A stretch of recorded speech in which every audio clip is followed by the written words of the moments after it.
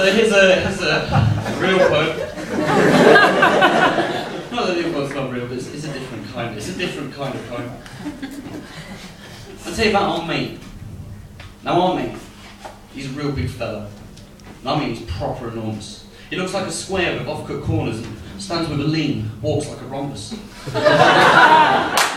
history of fighting has transformed his face into a distorted reflection of what he rightly ought to be. Having suffered the knuckles of dozens of doormen on reoccurring scuffles and drunken disorderlies. Now, because he's so big, he likes telling the rest of us what to do. And he likes punching us too. Says it will make us all harder. He's like, it's not how big you are, it's how far you're prepared to go. And I don't think I know anyone who's prepared to go further. So let me give you an example. One time, there's this drunk guy outside of the club. And he's proper bone-crushing, bare-knuckle, red-blooded thug. He's got panoramic stubble over his head and face, black bubble jacket, stone-wash-lit jeans and tight-laced Doc Marten high tops. We stood like Argonauts and watched him stagger against reality like a stop-motion claymation cyclops.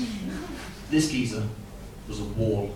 Foundations laid by Aztecs. His approach eclipsed the moon, and the five of us stood bathed in the shadow cast of the wall with his neck, inspecting ancient graffiti that commemorated the forgotten love of ex-girlfriends and the countless sleepless nights of long-spent prison sentences. He surrounded us, scratching the side of his face to release loose mortar from the deep-cut crevices that ran through the stone cladding of his red-brick cheekbones.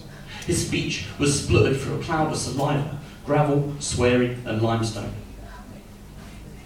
It starts going on about how our mate's dad owes him money from the other night. But it's pretty obvious to all of us that all he's looking for is fighting. Now, he thought we'd be well up for fighting him. That weren't the case for at least 4 of us. Our mate, though, he rose to this challenge, smiled, nodded, and took 2 steps forward. He looked square-eyed, blackly smiling through broken teeth, reached down to his flies and unzipped, pulled out his weapon, winked at this geese, and then let rip. Thick, sticky, leg-wetting jets streaming piss. Writing his name with the movements of his pelvis. It looked like he was whipping him with a dirty yellow belt, grunting and gyrating like a urinating Elvis.